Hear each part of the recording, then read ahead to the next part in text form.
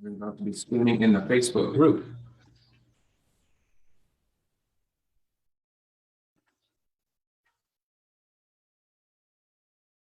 Okay. So now we should be streaming live in the Facebook group. Good. All right. Welcome. Good morning, everybody. Happy Monday morning. I hope you had a wonderful weekend. Welcome to the beginning of a new series of the Scoliosis Relief series, which is a 6-part program where I go through the 5 components of the Scoliosis Relief signature program for working with your scoliosis at home, online, over 4 months to get you in a place where you really understand how to move forward and to get you real benefit now, to bring you hope to avoid surgery or more surgery. And also, if you're in Montreal, you can also come and have your coaching sessions here in my studio here. So we're going to get started, and I want to give you guys a breakdown of what the next several weeks include. So it's a 6-week series, but there's 5 parts to the program. The first one is today, sitting to promote scoliosis straightening, or seated yoga for scoliosis. Next week, we're going to be looking at stand, move, and balance, so it's good for your scoliosis. The week after that, breathe, so it's good for your scoliosis. The week after that, week 4, scoliosis-specific exercises, and of course, their applicability to your situation. And then week 5, flexibility and myofascial release for scoliosis. And the 6th session is a Q&A, a question and answer session. Okay, so stay tuned, friends. Each week, we've got one of these for 20 or 30 minutes at a time. The replays will be up for a little bit. And this will give you a sense of what we do in the scoliosis relief program to get you guys relief. So we're starting with the most subtle component today, which is seated postural yoga. Now, subtle components can be very, very powerful. They don't demand a lot of physicality like scoliosis specific exercises do, where you're doing things like a side plank and where you're going to tire your muscles out in a pretty intense way. These are more subtle, but they're very, very effective. And there's a couple reasons why, which I want to go over right now with you. So these are the concepts that you have to understand about seated postural yoga. So what are we setting up? Okay, we are setting up spinal elongation. Now, elongating your spine is the most important single goal of a conservative approach to working with scoliosis, according to SOSORT and most other organizations that look at helping people get help with scoliosis, straightening your spine, getting relief from pain, getting an improved range of motion of your spine, pain-free range of motion, safe range of motion, and actually improving your asymmetry, actually improving your posture over your lifespan. So elongation is the most important single thing. There's other things too, but elongating that spine. So why? Because we know that with our sideways scoliosis curves and with gravity pushing down, it just gets accentuated over age, and you have all these difficulties around the apex of the curves for the vertebrae. The vertebrae have all kinds of problems associated with that, degeneration and that kind of thing. So if we can elongate, if we can reverse the downward kind of crushing force, if we can begin to introduce forces which do the opposite thing, which is elongating, right? As subtle as it is, it begins to make a huge difference, because not only, my friends, do you have muscles that run up and down your spine, and you can see this in people who have good muscle definition. You can see up and down their spine, nice musculature, and it looks like 2 ridges around the lower back. When you get to the upper back, you see more musculature around the shoulder blades, but up and down the spine, you can see 2 ridges. Not only do you have that musculature, my friend, you also have surrounding each vertebrae and in between each vertebrae, crisscrossing and connecting each vertebrae, are other muscles which help control the position of individual vertebrae. Now, most of the time, we don't get into most of these areas, okay? So seated postural yoga, and of course, the whole scoliosis relief approach gets into the areas of your back where you don't usually work, and we begin to work there, and we begin to promote a straightening forces to reverse the scoliosis forces. Now, that's a big statement, straightening forces to reverse scoliosis. You might think that I'm saying, oh, we're going to snap our finger and in 4 months, you're going to have a completely straight spine. No, you're not, almost, very unlikely. the younger you are, the easier it is to actually improve the curves, the Cobb angle. So those of you who have kids and you're watching this, if your kids are up for putting about a year into working on their back, 4 months with me, and then continuing through the program after you're really well established, then you are doing yourself a tremendous favor. Okay, so the younger you are, the easier it is to get changes. That being said, I have a lot of people who are older in my group. Don't give up hope. That doesn't mean that if you can't get a Cobb angle change that you don't have something you can do. Yes, you do. You can strengthen where you're weak, you can improve your habitual posture, and you can increase your pain-free range of motion, do more of the things you want, and have a better quality of life, okay? And then there's a whole issue of symmetry, and so how you look. That is a big issue. Let's not pretend it's not a big issue, okay? So I used to have a far drop shoulder, some pretty poor posture, my scapula were winging, and my thorax was twisted right over, torsioned, if you will, right over to the right, the left side of my thorax, okay? So, and I had a minor rightward thoracic scoliosis, okay? So normally, whatever direction you have a convexity, okay? So this is the cave part of your curve, right? Concave, and then convex is the outside. So anytime you have a convexity, your spine will rotate backwards in the direction of that convexity. So if mine was right, most people's are to the right in the thorax, not everyone, but most, then that means that the backside of your right spine and rib cage will rotate to the back and the left side will rotate forward, right?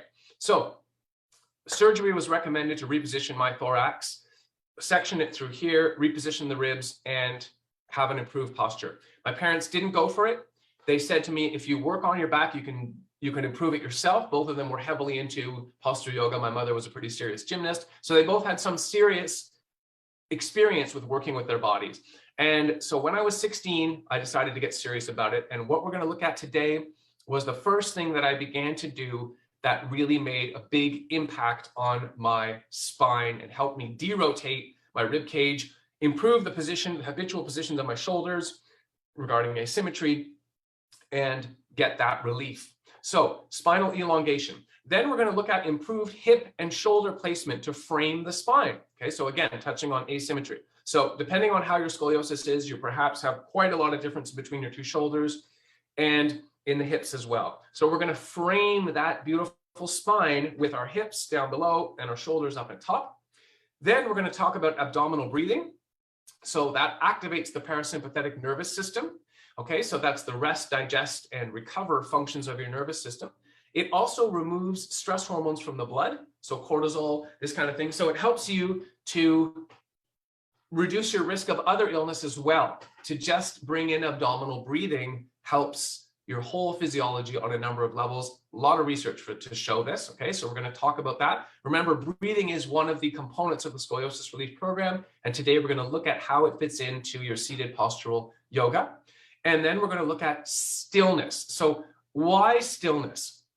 A couple of reasons. The first one is that it allows you to improve your perception of your body and the asymmetries of your body and the asymmetry of your scoliosis curves. It allows your nervous system to become aware of your body in new ways. We're going to also set up our limbs, as I mentioned before, framing with the shoulders and the hips. We're going to set up our limbs in a way that will allow our own nervous system to take stock of your backbone's position in an improved way.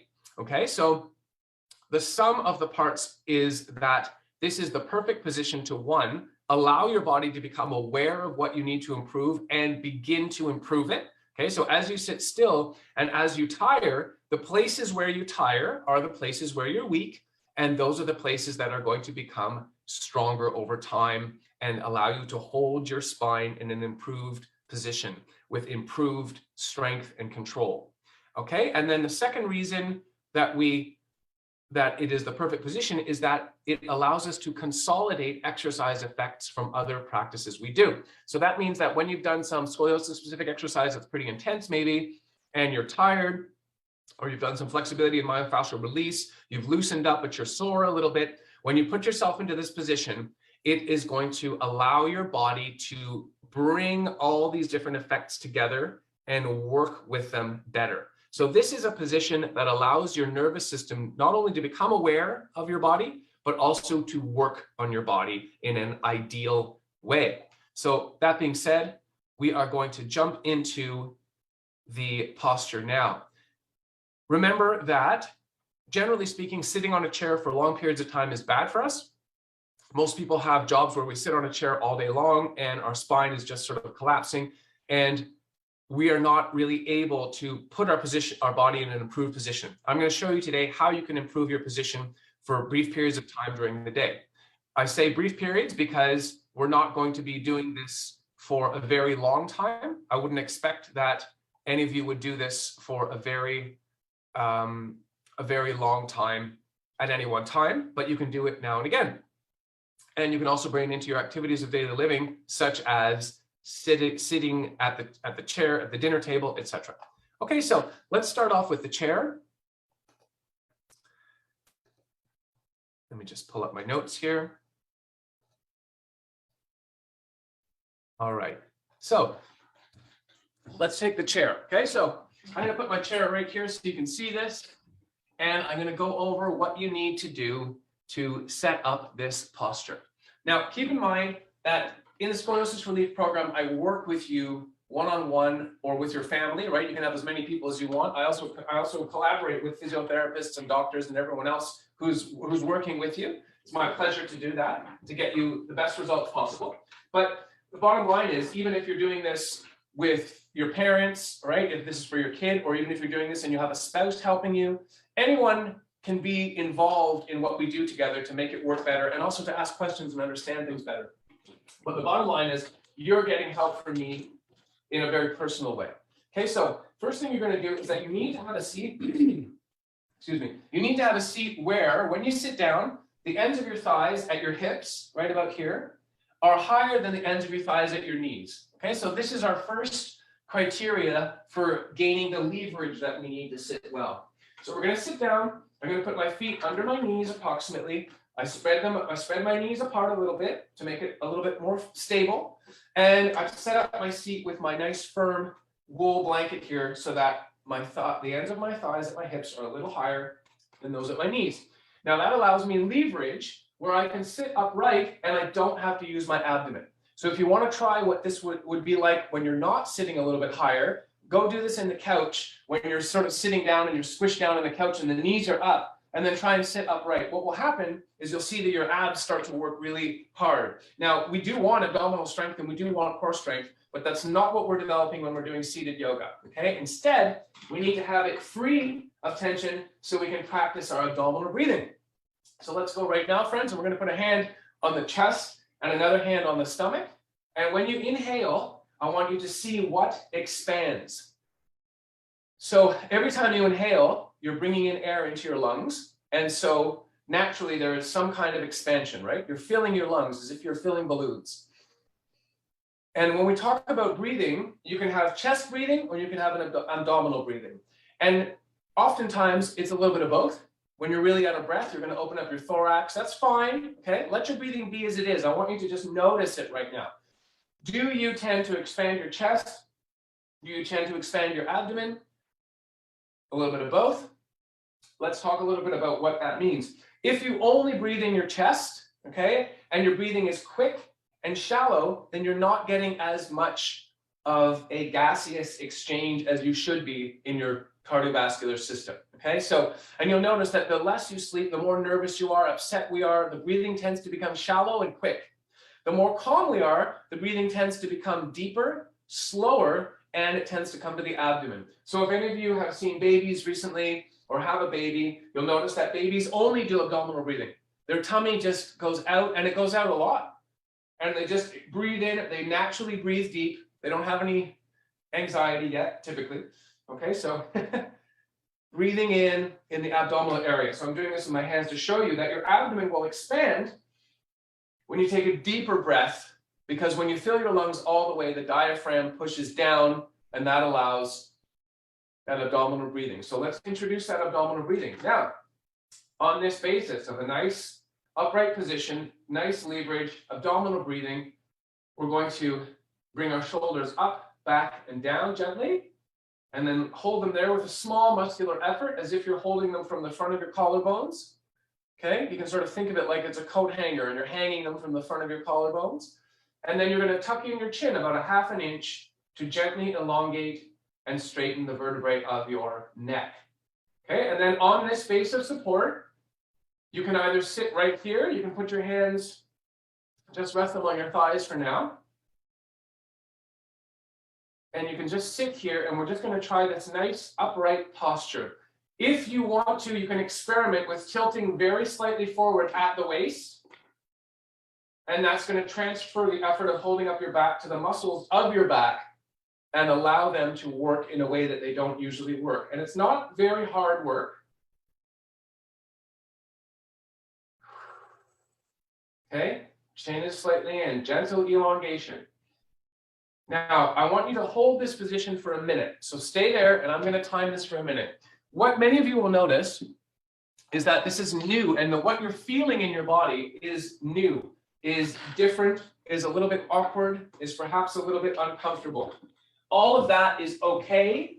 Just work with it, pay attention, and you'll probably have some questions later on.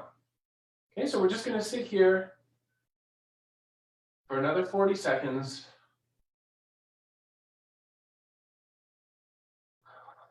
You'll notice that when you breathe, you obviously move. So when I say sit still, I don't mean sit still in a kind of a tense and rigid way. I mean simply that you're going to set the posture up as well as you can, and then you're going to hold it there with as little movement as possible for a brief period of time. So in the first month of the Scoliosis Relief Program, we are working on the chair posture, which I'm showing you in brief today. Okay? Some of you have the flexibility to begin sitting down on the ground, and so we go right down to the ground, which I'm going to show you in a couple minutes. But for most people, you don't have the flexibility around your hips and your legs to be able to sit cross-legged comfortably. Okay, so we work on hip flexibility in the first month as well. And in fact, all 4 months long, we work on hip and leg flexibility. But the first month is where we're trying to open it up enough so you can sit down cross-legged. And so now I'm going to go down cross-legged. I'm going to look at this posture seated on the ground in a cross-legged position. So I'm going to put my seat together right now. It's important that when you put a seat together, you have firm pieces of your seat. So couch cushions are not ideal. They're too foamy. They're too soft. So what I've got here is I've got some cork yoga blocks. Okay. And it could be foam yoga blocks as well. And I've got my wool towel here, or rather blanket. And so wool and cotton are very firm. And when you compress them, they stay compressed in a firm way. So they give you a good base of support. Okay, so you don't want things that are made of foam, ideally. Now, let's take a look at setting up this posture here. So, as I said before, for many of you, you may not be able to sit down. If you can sit down on the ground like this and cross your legs, that's great. This is a primordial human position in every culture. When people sit down on the ground, they just throw their legs together and they sit like this. Now, why is this so great for scoliosis? This position is allowing your nervous system to do what are called feedback loops. Okay, what that means is that when you take your hands together like this and you put your hands together, for example, this hand feels this hand, right? And vice versa. So my left hand is feeling my right hand, and my right hand is feeling my left hand. And when I join them together like this, so let's say I'm going to join them here, I'm going to put one on top of the other here at my waist, they now become, my nervous system now becomes conscious of my shoulders and the positioning of my shoulders in an improved way. So that's just an example for you. So let's start at the bottom here. You need to have your legs crossed in such a way that the front leg will rest comfortably on the crease of the foot beneath it, and the back leg, shin rather, will rest on the ankle of the foot in front of it. So you can adjust your feet a little closer, a little further apart, but if your knees are up in the air and they're not resting on the feet, then you're going to need some kind of support on the side, and you're also going to need to make your seat higher, and that's something which I would work with you one-on-one to help you with that. But more importantly, and the reason why for the first month we sit on the chair is because maybe you need to develop some flexibility around your hips, and that's perfectly normal. And so we work on that. So here we are. We've set this up. Now, this position is giving you a tripod of support. This is giving you 3 bases of support. So it allows your back to support itself in a way that no other human body position does. So we've set this up like this. I'm going to turn sideways again. And I know that this is a lot of information and I'm going very fast. The purposes of these programs is to give you some sense of what this is about and to help you understand about what I do when I work with you in the scoliosis relief program. Keep in mind that working on your scoliosis is actually a lifelong journey. It isn't a quick fix. It's not something that you can just fix. But once you start feeling your body improve and your posture improve and your pain lessen and your symmetry improve, you begin to get this hope. And from then on, you know what you need to do. And I give you a clear sense of how to work with your scoliosis and improve it and keep moving forward. Okay, so not only do you get improvements with me in 4 months, but more importantly, you're ready to keep going with these improvements. Okay, so here we are. We've set this up. Okay, we're going to bring this, so we're sitting up nice and tall. Okay, so if your back is like this, pick yourself up, pick your back up, sit up nice and tall, and bring those shoulders up, back, and down.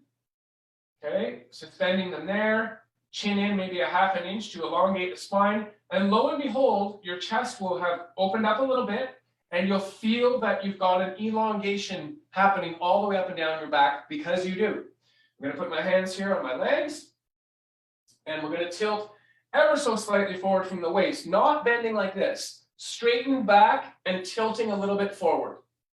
Okay, so we're going to ask the muscles of the back to do a little bit more work than they usually do, and that's going to help pull them and rehabilitate the vertebrae that are out of alignment. It's going to help start to pull them back into an improved position, and it's also going to help reverse the rotation. It's going to help accomplish derotation, my friends, of your scoliosis spine.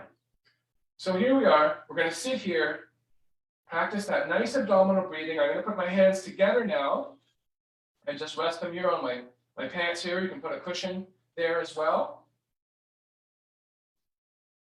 And I am purposely trying not to go into too much detail right now because we have to get through this in a little bite-sized portion. But in the scoliosis relief program, I have a training video on how to sit in the postures, and then we go over this one-on-one in our coaching sessions twice a week. And we look at how you can set this posture up. Okay, so let's just sit still for about 30 seconds here quietly.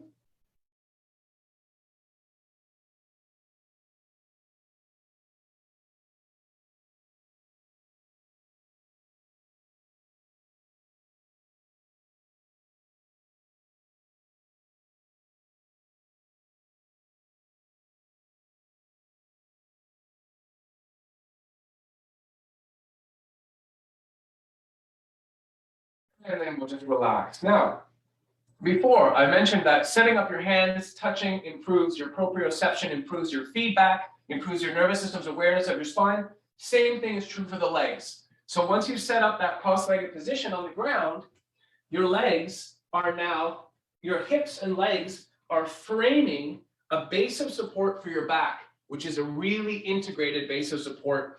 And your nervous system is getting feedback from both legs touching each other, both arms and hands touching each other or near each other. Okay, there's a few ways you can put your hands. Okay, hands touching the thighs, same idea. And all of that feedback loop from your 4 limbs helps to educate your back and helps to educate your nervous system about what's going on in your spine.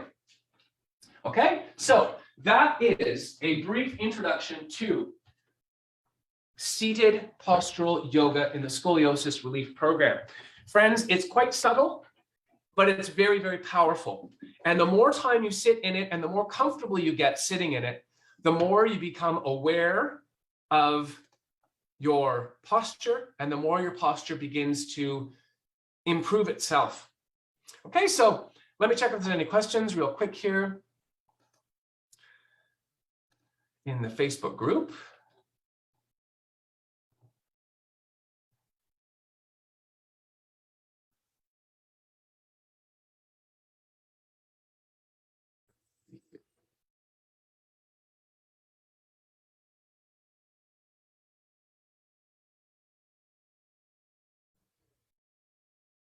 All right, no questions for now. That's fine. Unless I'm missing something here. I don't think so. Let's see. Okay. Okay, good. So that's what I wanted to go over. I'm just going to finish up with a couple of notes for you guys. So this is what I used. This posture is what I began to use when I was 16 to work on my back, and which allowed me to derotate my thorax. It made a huge difference for me. So I encourage you, pick up a WhatsApp, call me on your phone with my number from WhatsApp, look for my link somewhere, message me through Messenger, ask me more about your particular situation. There's no cost, you have nothing to lose. You can also do a 1-hour trial of my class, of my course, where we go through one exercise, an easy exercise from each of the 5 aspects of the program. I bring you through the online portal and show you how it works, and you get a sense of what it's like to work with me in the scoliosis relief program. The last thing I want to end you with is, if you're considering surgery or more surgery, give yourself the time to work. If you feel like you have the time, if you feel like your scoliosis isn't too extreme, give yourself the time for about a year to work on your back in a concentrated way. Not only will you feel so much better, you may find that you can avoid surgery, and you may find that your quality of life, you will find that your quality of life will improve in a really big way. Keep in mind that after surgery, people still come back to me, and they come back to other people who work with scoliosis, because you have degeneration of the vertebrae underneath the fusion, because all the force goes to that vertebrae now. The ones that are fused can no longer operate as joints. Revision surgeries, problems related to other aspects of surgery. Although surgery can be a godsend, keep in mind that when you simply wrench your back into an improved position and bolt it there, none of the musculature up and down your spine has been trained at all in how to hold your back better. You're only using an external force to do it. Now, as I said, sometimes this is the best option, but if you can avoid it, you should try to, and you should give yourself some time to work on your back. So not only will you feel better, but your body will thank you for the rest of your life, because you're going to become stronger and more fit and more capable, okay? Now, the last thing I want to say is, I start with you right where you are. You do not have to be able to do anything, hardly. You have to be able to sit on a chair, and you have to be able to move around a little bit. Okay, we start our program nice and slow and grow with you where you are. So you don't have to be an athlete to do this program, okay? So I'm going to leave it at that for now. Thank you all for joining. Wishing you a wonderful day and a wonderful week, and I will see you again next week for the standing and moving postural yoga component of the scoliosis relief program. Thanks, guys. Talk to you soon.